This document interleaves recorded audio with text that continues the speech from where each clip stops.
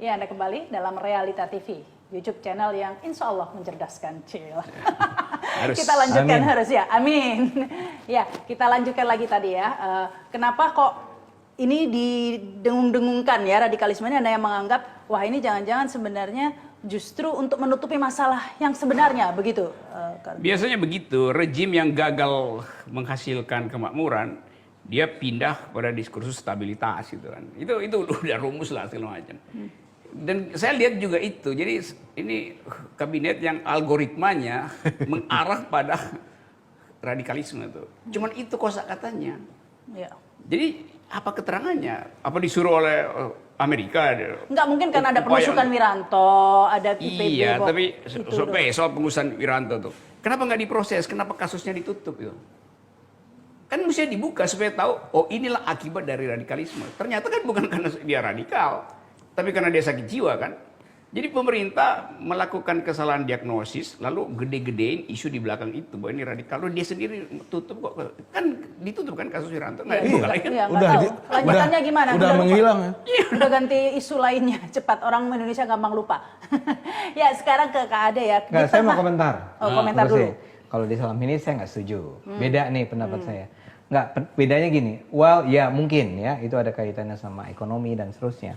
Tapi sisi lain adalah bahwa ya kita juga harus nggak harus nutup mata dong kenyataan bahwa sejak 2014, 2016, 2017, 2019 isu agama terus muncul oleh kelompok-kelompok seperti 212, seperti Babe Haikal Hasan sekarang, ada Abdul Somad, ada Rizik Sihab, ada macam-macam orang itu yang semua. Emang kenapa? Oh, jadi dia sebetulnya sama, begini. Sama, narasinya kurang lebih sama. Kenapa nggak ditangkap? Enggak dong, enggak. Ini kan bukan soal ditangkap. Karena itu kalau disebut dia radikal, potensial untuk bikin kekacauan. Justru itu. Jadi konten dong. Enggak kan saya kan sebetulnya justru bilang, begini. Enggak, sorry. Saya justru bilang bahwa tadi saya nggak suka karena kalau radikal itu di dalamnya ada konotasi kekerasan.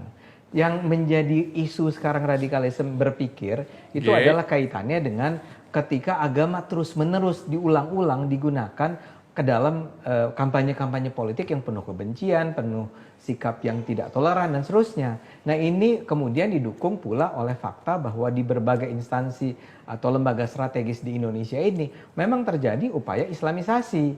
Nah kombinasi ini saya cuma mau bilang, bukankah itu? Enggak, ini saya cuma mau bilang bahwa kita jangan nutup mata bahwa itu memang ada. Jadi kalau itu menjadi sesuatu yang ada di top of mind orang, itu sangat wajar dong. Tapi bukankah justru begini ya, Mbak Rahma, memang betul ada, tapi kalau menurut pengamatan saya sebetulnya mereka udah kehilangan momentum. Ada menyurut, kemudian juga mengalami fragmentasi, 212 mengalami fragmentasi, pecah, ada yang kena pendukungnya menjadi wapresnya Jokowi, kemudian bahkan yang didukung Prabowo juga jadi menterinya Jokowi. Jadi mengalami sebetulnya menurut saya sih mengalami kemunduran, mengalami decline gitu.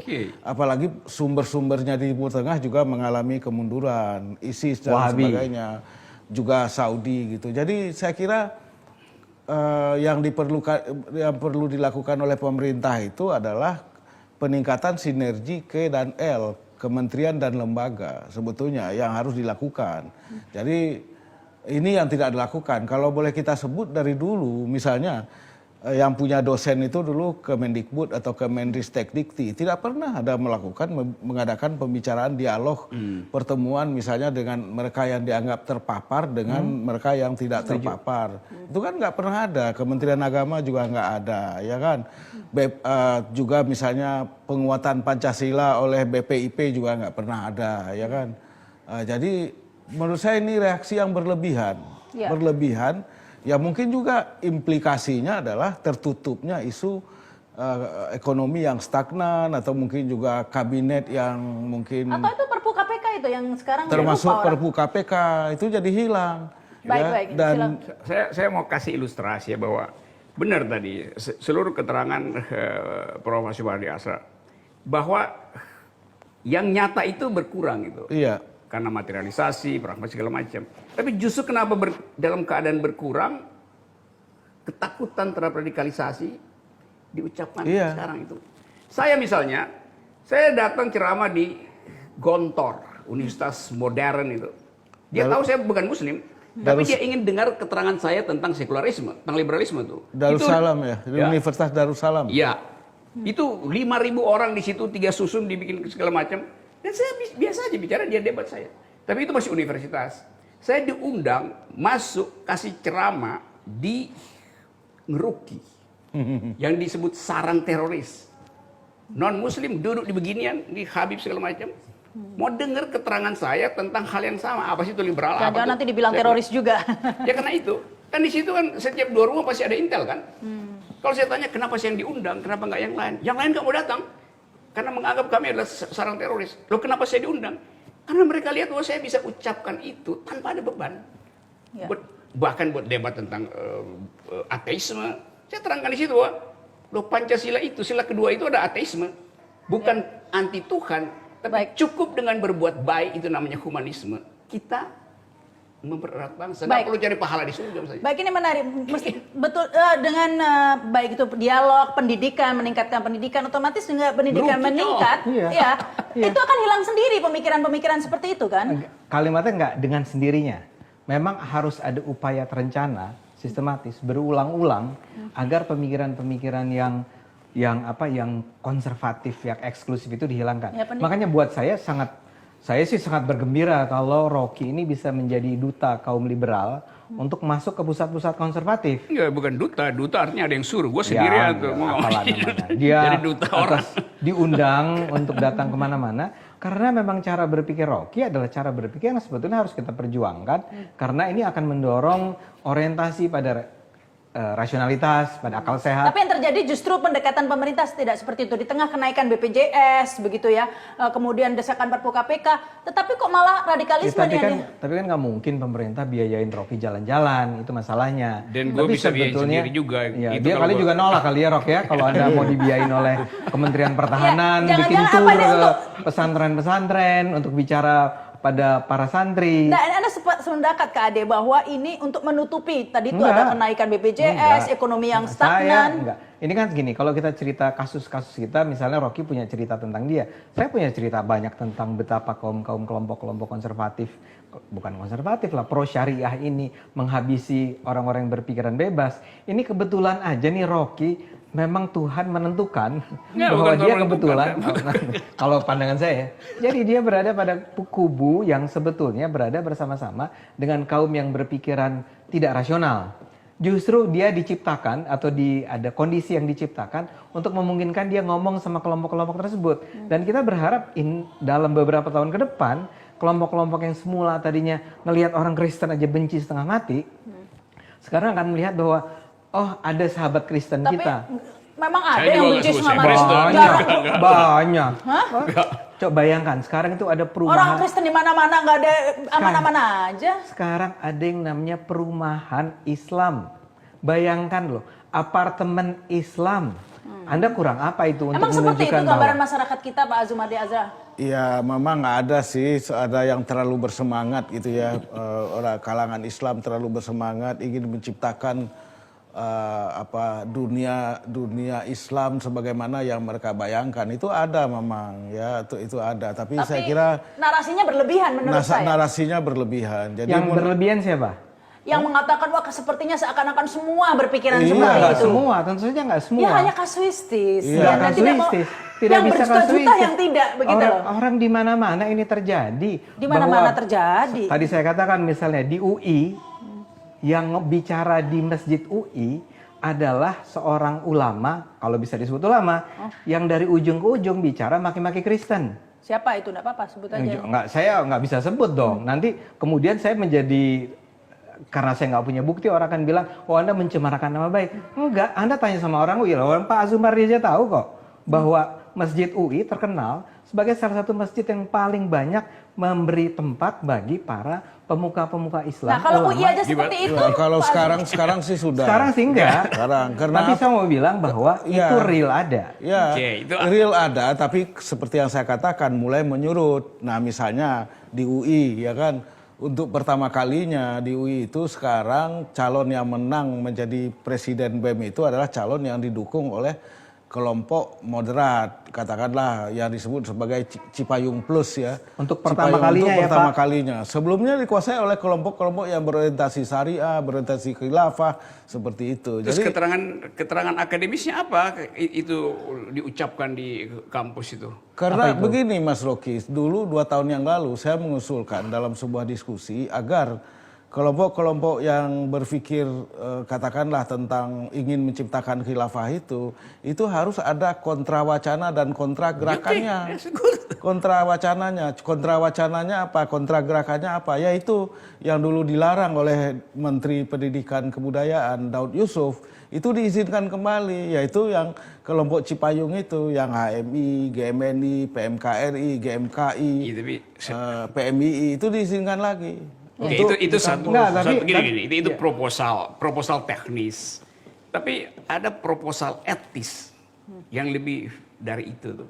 Kalau orang benci pada satu kelompok, satu ras, satu agama, kita mesti periksa social origins kebencian itu apa. Mungkin dia lihat bahwa bisnis itu terlalu segmentarian atau bisnis yang tidak adil, bisnis yang intoleran, bisnis yang dikuasai oleh satu kelompok. Jadi itu menimbulkan kebencian di kepala. Kan dia mau bilang, kenapa pemerintah nggak hasilkan keadilan? Kenapa akumulasi hanya terjadi pada satu grup gitu? Kan itu mesti diperiksa. Kan? Harus akar permasalahannya maksudnya. Itu maksudnya. Harus dilihat. Oh iya, ya. Ya, Tentu Kadang-kadang saja. akar masalahnya kemiskinan, kecemburuan Enggak, sosial. tentu saja itu harus juga semua diadres. Itu kita bukannya tidak bicara tidak mengadres, tapi kembali ke tadi seperti yang dikatakan Pak Azumardi ya.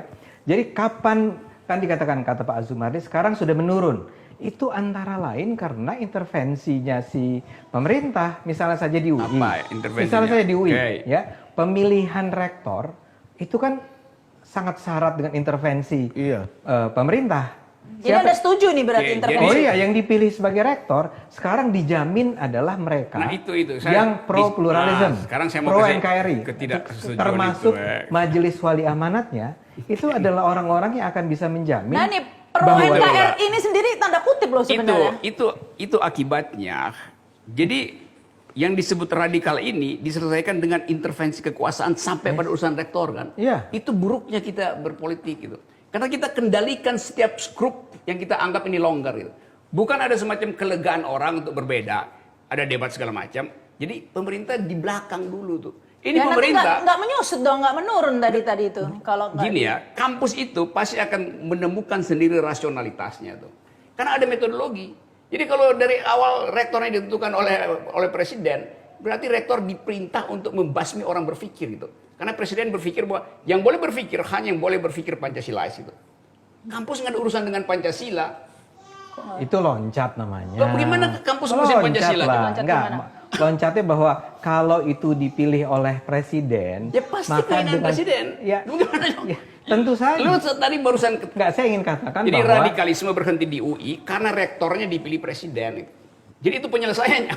enggak, Lalu saya kebebasan mau bilang ini bahwa setuju itu kan Enggak, ada. saya mau bilang bahwa kan tadi pertanyaannya adalah perlukah pemerintah intervensi? Ya, jawaban saya adalah berbeda dengan jawaban Rocky Oke. adalah buat saya perlu. Sampai Karena angkat rektor. sampai angkat rektor, Buset. rektor Jadi- bahkan menentukan siapa yang jadi dekan, itu memang terjadi. Senang tidak senang Saya ya. Itu salah satu cara tadi Anda tidak konsisten ya, di awal tadi aja mengatakan tidak Ini suka akibatnya yang ini Enggak, saya mau ujungnya bilang coba gini, ini saya tunjukin ya. jangan sampai gini. Seorang rektor memecat dosen karena dosen itu HTI, saya nggak setuju. Sekarang Kalau itu. Coba lihat konsekuensi Tapi kalau dari proses pikiran pemilihan adeknya. siapa yang menjadi rektor itu ada intervensi dari pemerintah, nggak ada masalah. Oke. terus sudah dipilih pemerintah terus Oke. ternyata dia HTI boleh dipecat. Gini. Nggak gini lah, Gini nggak ya, akan nih. mungkin lah yang dipilih oleh rektor dipilih oleh presiden adalah HTI. Nggak ternyata Karena- berubah pikiran kan imajinasi. Gini, sekarang begini nih. Ini kita bikin thought eksperimen Iya, iya. gitu. Rektor Simulasi. Presiden menentukan rektor, Iya. perintahnya anti radikalisme. Iya, Oke. betul. Rektor perintah dekan. Iya. Dekan perintah kaprodi. Iya. Terus menerus itu. Di satu kelas, sebut aja kelas saya, kelas filsafat, 40 orang. Oke. 39 orang terindikasi HTI. Oleh karena itu 39 orang dinyatakan DO itu. Itu yang salah. Loh, itu yang saya loh, tolak. itu perintahnya begitu. Enggak, itu Karena yang salah. itu jangan bentuk intervensinya jangan orang dipecat-pecatin. Loh, itu konsekuensi akhirnya. Enggak mesti- dong. mesti Kan dipecat. pilihan seorang rektor bisa adalah bahwa Seperti apa dong harusnya? gini misalnya, perbanyak debat-debat kritis. Undang Rocky Gerung. Saya misalnya jangan Rocky Gerung dong. Kalau Dia itu berbahaya. Tapi kemudian ada orang yang bilang, boleh dong Rocky Gerung.